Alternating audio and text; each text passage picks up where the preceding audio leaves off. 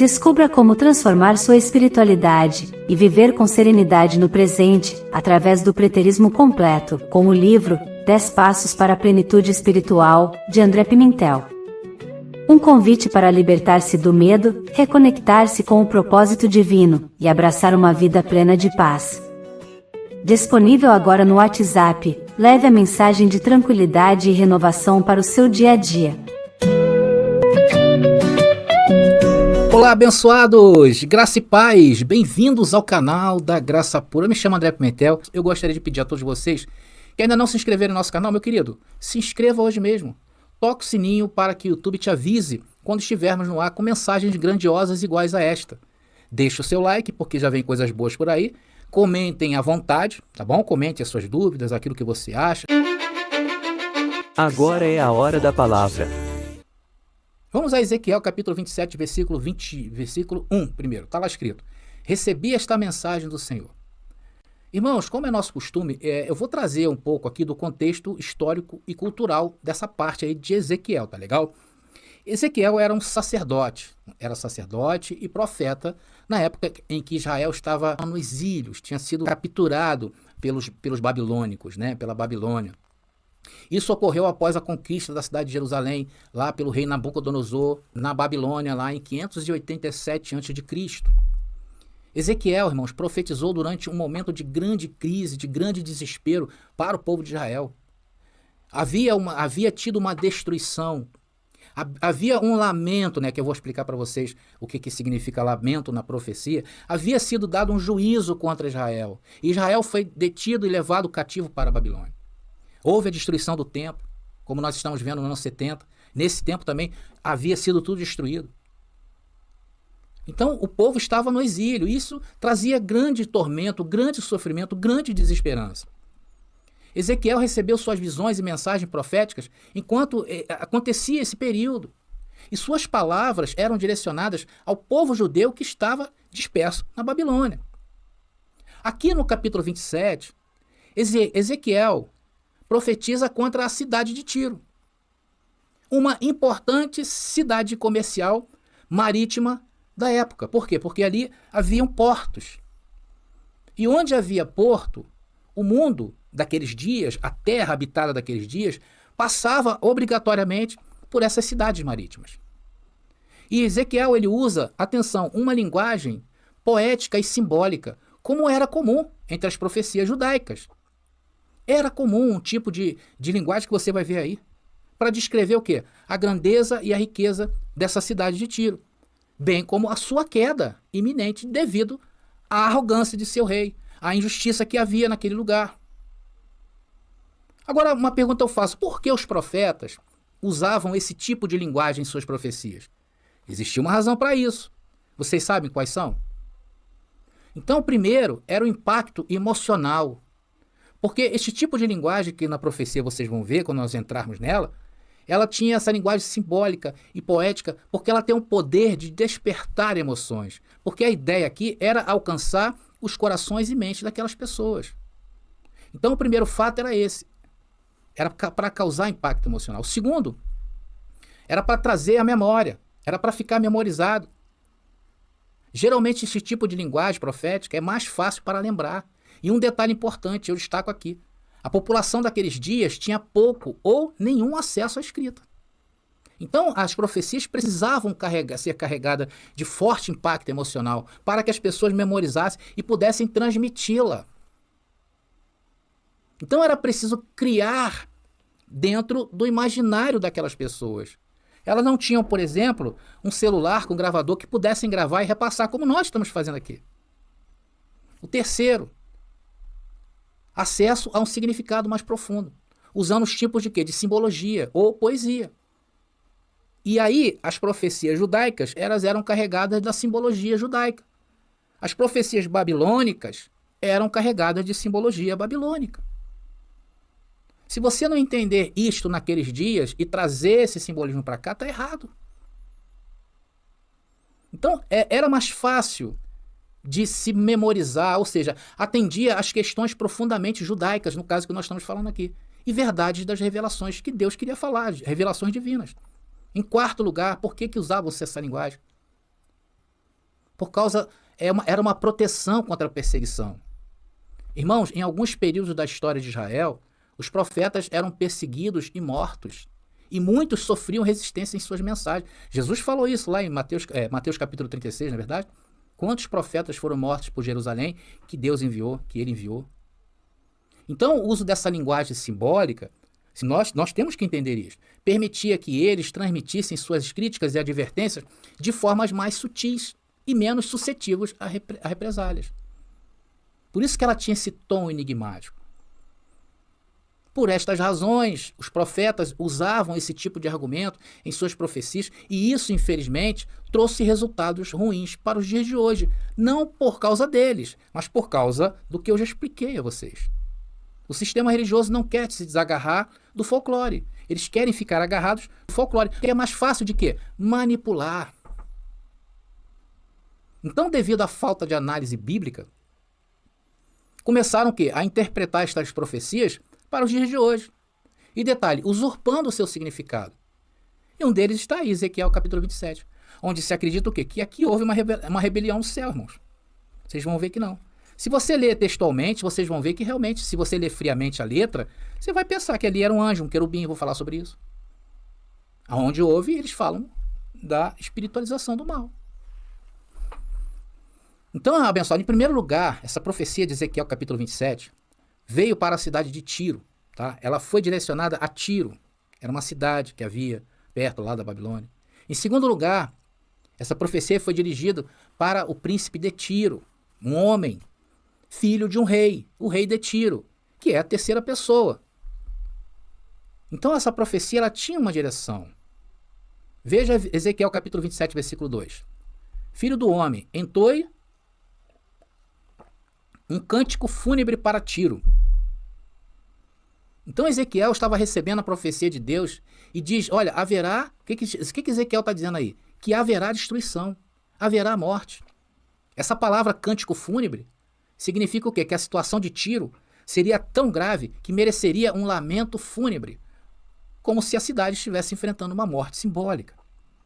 Então, pela tradição judaica, atenção, tradição judaica, todas as vezes que uma profecia continha essa indicação, significava que haveria morte e destruição, como em Amós, capítulo 5, versículo 1 e 2, como em Jeremias, capítulo 9, versículo 17 e 22, e muitas outras referências bíblicas que eu poderia passar para vocês. Então, o primeiro cântico fúnebre, já que são três, né, os destinatários dessa profecia, então o primeiro cântico fúnebre foi contra quem? A cidade de Tiro. E todo o capítulo 27 trata desta lamentação, deste juízo de Deus, deste cântico fúnebre. E esta cidade, conforme eu falei, por ser um grande centro do mundo daqueles dias, porque era uma ilha, havia um porto muito importante, parava sobre ela o quê? Todos os tipos de obras da carne, todos os tipos de promiscuidade. Todas as cidades portuárias, inclusive nos dias de hoje, ela é um local pesado. Havia assassinatos, né? Um total desrespeito ao ser humano havia em Tiro. E o rei não estava incomodado com isso. O rei queria ganhar mais e mais, e você vai entender isso. O rei era um comerciante. Foi por isso que veio a sua destruição, por conta do quê? Da sua arrogância, da sua injustiça, de seus pecados. Então a primeira lamentação foi contra a cidade. A segunda lamentação foi contra o príncipe, contra o filho do rei, que é uma pessoa, irmão. Veja bem, Ezequiel capítulo 28, versículo 1 e 2 eu não vou ler. Está ali, ó, filho do homem, transmita o quê? Ao príncipe de Tiro. Então eu estou contextualizando vocês daquilo que está escrito, trazendo um entendimento completo sobre aqueles dias e o que estava acontecendo. Então, essa profecia, ela foi direcionada a um homem, a um príncipe, a um rei, e não a um ser espiritual. Isso não é incrível? O sistema fala isso. O sistema tem coragem de contextualizar as pessoas aí? Claro que não tem. Irmãos, a Bíblia não aponta para o nome desse príncipe, tá? Porém, entendemos que este ser, um homem e não um ser espiritual, era filho de um rei chamado Etbaal III. Irmãos, o que eu estou falando desse rei, do rei de Tiro, não é uma unanimidade entre os estudantes da Bíblia. Mas alguns acreditam que esse rei de Tiro era Etbaal III. Porque diz a profecia, transmita ao príncipe de Tiro esta mensagem do Senhor soberano. Em seu grande orgulho você diz, sou um Deus, Sento-me num trono divino no coração do mar. Mas você é apenas homem, olha aí. Você é apenas o quê? Homem, e não Deus, embora se considere sábio como um. Então este homem, o príncipe, era um homem orgulhoso, né? Era como o pai. Ostentava esse grande centro comercial do mundo. E aqui vemos o quê? A sua alta exaltação. E Deus anuncia o quê? O seu lamento, o seu cântico fúnebre, a sua destruição. Então definimos que, por enquanto, não há nenhum contexto espiritual para que possamos dizer que aqui se trata de Satanás, diabo, antiga serpente, como seja lá como o sistema religioso diz. E todo príncipe, irmãos, tem um pai que é o rei. Isso é uma lógica. Então, abençoado, aqui também fazem uma alusão a Adão, e não tem nada a ver. Muitos gostam de explorar isso aí, essa interpretação, que era Adão, né? Que ele caiu por terra. Se formos assim romantizar, irmãos, todos são filhos de Adão, né? O Adão representa a carne. Então a segunda profecia foi quanto o príncipe detira um homem, que era um homem, como diz o texto. Mas você é apenas um homem. Isso é o contexto, meus irmãos. O que fugir disto, devemos o quê? Fugir. Entender, irmão. Nós precisamos entender isto. Lembrando, queridos, que nós estamos tratando de uma profecia dirigida a homens. Eu tenho que falar isso toda hora. E que foi usado uma linguagem o quê? Profética, tipicamente judaica. Uma alegoria, uma poesia, um símbolo para indicar verdades que aconteceriam. E não há paralelismo entre nenhum texto bíblico em referência a um ser espiritual do mal. Não há. Por que não há paralelismo? Porque não existe nas Escrituras um versículo contundente falando haver uma guerra espiritual no céu. Não há, abençoados. Como não há inferno, foi uma coisa descontextualizada. Porque se formos tratar desta profecia assim literalmente, como impõe o sistema religioso, teremos que levar em conta todas as profecias judaicas. E aí, meu irmão, vai entrar a cosmologia hebraica, e aí é um problema.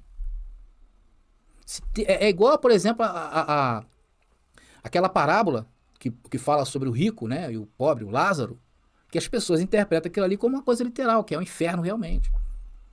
Se nós formos levar em consideração a literalidade de uma parábola, teremos que levar todas. Se nós formos levar em consideração a literalidade de uma profecia, teremos que levar todas. Estão entendendo, abençoado? Vamos agora à terceira interpretação, ou lamentação, né? O terceiro destinatário desse cântico fúnebre. E é daqui que o sistema religioso tira toda a interpretação sobre um ser que manifestou o mal no mundo espiritual. E se nós, irmãos, conseguirmos provar que o mal e o bem só se dá no âmbito da matéria, acabamos de uma vez por todas com essa ideia de Satanás e diabo na mente das pessoas. Irmãos, a interpretação deles é totalmente nefasta, é totalmente sem contexto. Não há contexto nenhum. Eu sempre ouvia falar dessa passagem no sistema religioso, mas nunca ouvi o seu contexto. Eu fiquei 25 anos lá. Nunca ouvi, irmãos. Por quê? Porque eles preferem deixar como está. Eles agem aonde? Na ignorância. Eles receberam esse ensino assim distorcido e continuam repassando. Então, partindo desse princípio, aqui o sistema religioso sai traçando linhas, né? Pega e faz tipo assim, um puxadinho, como eu falei ontem, né? Na mensagem do Apocalipse. Eles vão fazendo um puxadinho. Aí pega essa profecia de Ezequiel, vão lá em Isaías, costuram lá em Apocalipse, vai lá em Mateus, manifestação, vão lá no que Jesus diz e traz sem um contexto. E aí vão fazendo o quê? Atropelando as pessoas no entendimento. Lá em Ezequiel capítulo 28, versículo 12, vamos ler? Começa a terceira lamentação contra o rei. Filho do homem, entoie este cântico fúnebre para o rei de Tiro. Transmita-lhe a seguinte mensagem do Senhor soberano. Você era o modelo da perfeição, cheio de sabedoria e beleza. Irmãos, é uma lógica, isso aqui é uma lógica, tá? É uma profecia. A primeira foi contra um lugar, Tiro. A segunda foi contra o príncipe. E agora estamos analisando o rei daquele lugar. Todos estão sobre um canto fúnebre. Todos estão sobre um juízo. Então a ideia do rei é disposta nessa profecia. A ideia de rei, né? Aí está dizendo o quê? Você era o modelo da perfeição, cheio de sabedoria e beleza. Um homem que teve o seu reinado passado por um momento de aprovação e agora está passando por um momento de desaprovação. E este tipo de linguagem, mais uma vez, irmãos, eu quero falar para vocês, é recorrente dentro das profecias judaicas. Veja o sonho de José, por exemplo. Não mostrava nos sonhos que as estrelas, o sol e a lua se curvaram para José? Mas na realidade, o que aconteceu no mundo físico, ninguém se ajoelhou para José. Ninguém adorou José. Isso se cumpriu mais tarde. Por quê? Porque José foi responsável por salvar a sua família. José era o quê? Era o perfeito. José era o quê? Modelo de perfeição e cheio de sabedoria. Querem ver uma referência que podemos trazer esse tipo de verbologia usado em Ezequiel capítulo 28? É Salmo 45. Vamos ler. Salmos 45, versículos 2, 3 e 6. Diz: Tu és o mais belo de todos. Palavras graciosas fluem dos teus lábios. Sim, Deus te abençoou para sempre. Põe tua espada à cintura, ó poderoso guerreiro. Tu és glorioso e majestoso. Teu trono, ó Deus, permanece para todo sempre. Tu governas com cetro de justiça. Aí está se referindo a um rei. Muitos apontam aqui que esse salmo se refere ao Messias, mas tudo bem, pode se referir também ao Messias. Mas fala o quê? Da linguagem, estou mostrando a linguagem para vocês, usada pelos hebreus em seus escritos para se referir a um rei. Então era comum, tu és perfeito, tu és belo. Agora vamos à interpretação do verso 13, e aqui vamos aplicar a interpretação temática, tá? E não a interpretação enganosa do sistema religioso. Tem gente que já fez teologia, é considerado doutor em teologia, tem gente que tem mais de 100 bíblias, tem vários livros, porém não consegue entender do que se trata esse texto. Vamos ler, abençoado? Ezequiel capítulo 28, versículo 13. Eu falo isso com propriedade. Por quê?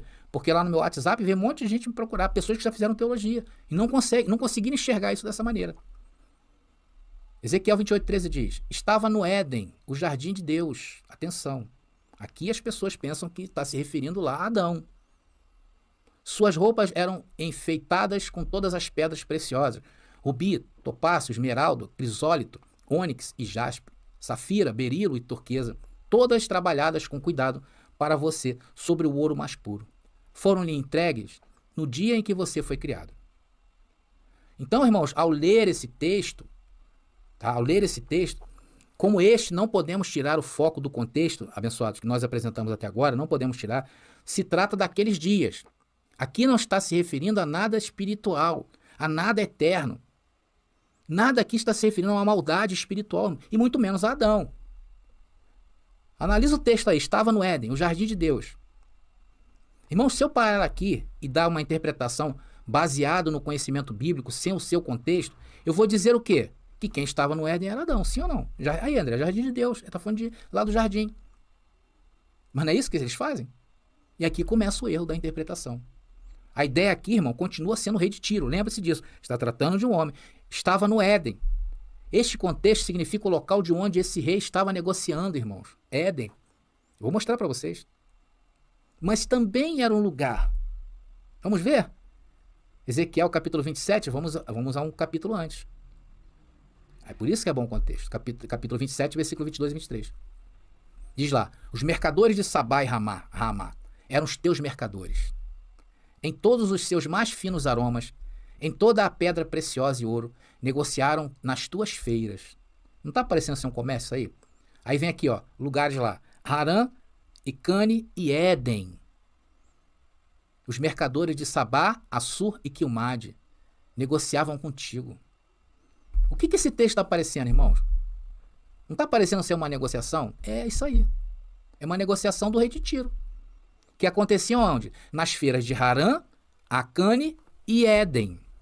Um lugar de Tiro. É como se fosse um bairro, né?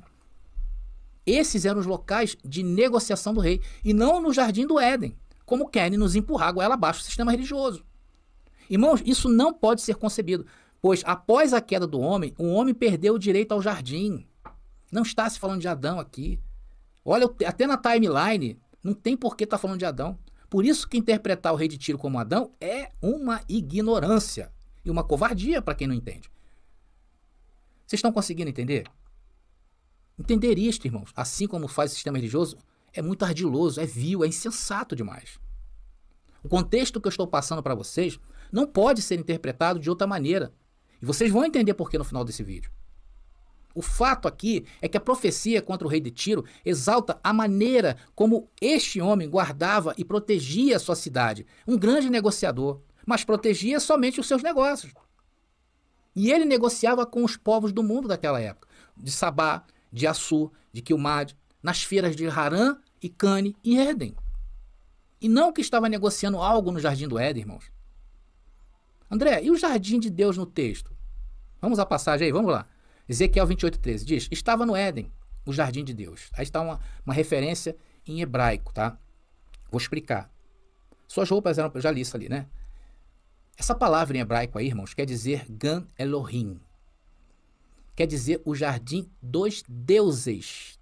No original, quer dizer jardim dos deuses, ou jardim dos reis, ou jardim dos governantes, dos juízes, ou seja, alguém que exercia autoridade.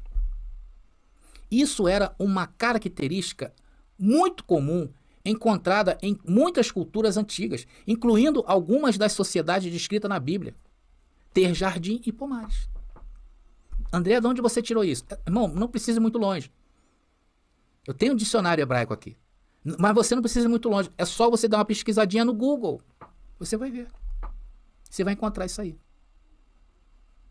Então era muito comum. Como foi o caso, né, do jardim de Nabucodonosor. Já ouviu falar? Jardins suspensos da Babilônia também era jardim de Deus. Isso era considerado um símbolo de riqueza, de poder, de prestígio.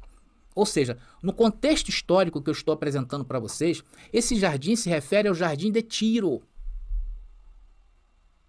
Está vendo como é que o hebraico nos ajuda? Vamos avançando, vamos ao verso 14. Diz, eu escolhi, eu ungi como querubim guardião. Você tinha acesso ao Monte Santo de Deus e andava entre as pedras cintilantes. Irmãos, se nós lermos esse texto e não olhar do que se trata, é claro que nós já estamos embasados em um contexto. Mas o sistema religioso é facilmente enganado, sim ou não? Porque o texto, irmão, é tão claro, né? Diz ali, olha, um querubim na condição de guarda. Agora, irmãos, essa palavrinha querubim, em hebraico, é querube. Quer dizer, queruve, é queruve, irmão. E queruve, querubim, é plural de queruve. E significa, sabe o quê? Negociador. Essa palavra, irmãos, querubim, significa comerciante, significa negociador.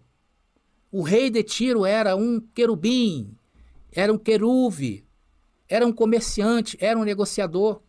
Veja o verso 16 de Ezequiel 28 que vai nos ajudar a entender isso aí, olha aí. Na multiplicação do teu comércio, encher o teu interior de violência e pecaste, e por isso te lancei, profanado do monte de Deus, te fiz perecer, ó querubim cobrido, do meio das pedras afogueadas.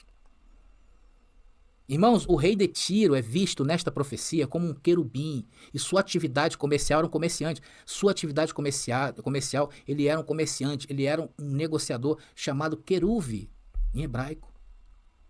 Assim, dentro do contexto de Ezequiel capítulo 28, versículo 14, é plausível considerar que o querubim mencionado seja associado a um aspecto de negociação ou atividade comercial, e não a algo insano e recortado, como dizer que isto se refere a diabo ou Adão. Até porque estas cidades eram cidades portuárias, onde passavam o mundo naqueles dias. Agora, não faz sentido nenhum falar que Satanás era um comerciante e Adão era um negociador, sim ou não? Porque se formos levar ao pé da letra, teremos que chamar. Então essa conta não fecha, irmãos. Está aí. É daí que tiram essa espiritualização do bem e do mal. Aí dizem, não, porque o bem é Deus e o mal é o diabo. Criando dois seres, dois deuses. Irmãos, eu sei que se criarmos um outro ser com poderes de criação, claro, criar não, é o que está na palavra, o que eles dizem, se isso é uma verdade, existem dois deuses. No caso de um ser espiritual que expressou o mal, esse é um Deus também. E isso vira o quê? Uma heresia. Porque olha o que o Senhor disse em Isaías 45, versículo 5 e 6, e isso está em todas as escrituras. Olha o que diz aí. Eu sou o Senhor, e não há nenhum outro além de mim, não há Deus. Irmãos, não há. Por isso que entender que não existe espiritualização do bem e do mal é essencial para você continuar a sua vida em graça. Mas o cristianismo conseguiu criar outro Deus. É isso que houve, irmãos. Irmãos, nem os judeus acreditam nisto. Nem os judeus acreditam. Porque até hoje, lá no judaísmo, principalmente as ramificações mais antigas do judaísmo, só creem que é um Deus. Não é o diabo. Veja Ezequiel capítulo 27, versículo 22. Os mercadores de Sabá e de Ramá fizeram comércio com você. Com você quem? O rei. Pelas mercadorias que você vende, eles trocaram o que há de melhor em toda espécie de especiarias, pedras preciosas e ouro. Veja o que está dizendo o versículo 22, irmão. Que eram os mercadores de Sabá e Ramá. Eles faziam negócios com o rei de Tiro. Do que estava coberto o rei, segundo esse texto? De pedras preciosas de toda espécie de especiarias e ouro. O verso 23 nos mostra isso claramente, olha. Harã, Cane e Éden, os mercadores de Sabá, Açu e Quilmade, fizeram comércio com você. Olha como se multiplica o comércio do rei. É isso que no capítulo seguinte está falando. Versículo 16, está aí, ó. Capítulo 28, versículo 16. Na multiplicação do teu comércio, encheram o teu interior de violência e pecaste. Por isso te lancei profanado no mundo, no monte de Deus, e te fiz perecer, ó querubim, cobrido do meio das pedras afogueadas. Irmãos, como eu posso espiritualizar isto? Você está vendo o que eu estou vendo? O que está dizendo o texto aí? Um juízo iria ser aplicado por causa da soberba. O rei seria deposto por Deus. O negociador protetor e soberbo de suas riquezas iria cair com toda a sua ponta. Agora, mudar esse contexto tem que reforçar ou forçar muito o texto. Concorda? Para mim, forçar aí que está falando de um ser espiritual é forçar o texto. É isso que eles fazem. Aí está o princípio do erro. Irmão, se aqui não houve o mal no mundo espiritual, logo o bem também não. O mundo espiritual é como se fosse, vamos dizer assim, o espaço, né? Não há oxigênio. Então não há a presença do bem e do mal. Não há a presença do bem e do mal no mundo espiritual. Porque Deus está acima do bem e do mal. Deus está acima da humanidade. O bem e o mal talvez seja um ponto para entender as coisas boas e ruins. Deus está acima dessas coisas. A prática do bem e do mal se resume à carne. Onde está o querubim caído na Bíblia? Me mostra, meu irmão. Pegue um texto que fala de querubim caído. Mostre um texto com clareza, com intensidade que mostre que há um ser espiritual do mal. Irmãos, Satanás como ser espiritual não existe. A palavra Satanás quer dizer opositor, uma ideia contrária, é uma ideia humana. Então não podemos literalizar as profecias ao pé da letra. Porque se fizermos assim, a Bíblia toda vira uma armadilha. Não tem entendimento. Por isso que cada um puxa de um lado, puxa do outro. E está aí o cristianismo do jeito que está. Então não podemos literalizar as profecias ao pé da letra. Temos que entendê-la. O que vimos nesses textos aí que eu apresentei é que o rei de Tiro era um homem que estava debaixo de uma lamentação. Lamentação de morte. Porque era um homem que prosperava por causa do seu negócio, não por causa da prosperidade dele. Ele era um grande comerciante e várias cidades negociavam com ele por conta de sua cidade estar privilegiada no mapa, pois era uma área portuária. Mas ele era um rei que subiu a soberba em seu coração, em seu orgulho, ele se achava Deus. Ele caiu por causa disso. E o seu filho foi pelo mesmo caminho, se sentindo o próprio Deus. Aí, meu irmão, ele pagou o preço com a queda do seu reino e da sua cidade. É disso que fala o texto. Façam depois uma reflexão. Pegam esses textos que eu passei para vocês. Agora, com a mente aclarada, leia. Eu sei que Deus vai revelar da mesma maneira como tem me revelado. E isso responde a uma pergunta que eu falei no começo. Se nós crermos que existe bem ou mal no mundo espiritual, logo, quando vivermos a eternidade, poderemos correr o risco de cair novamente.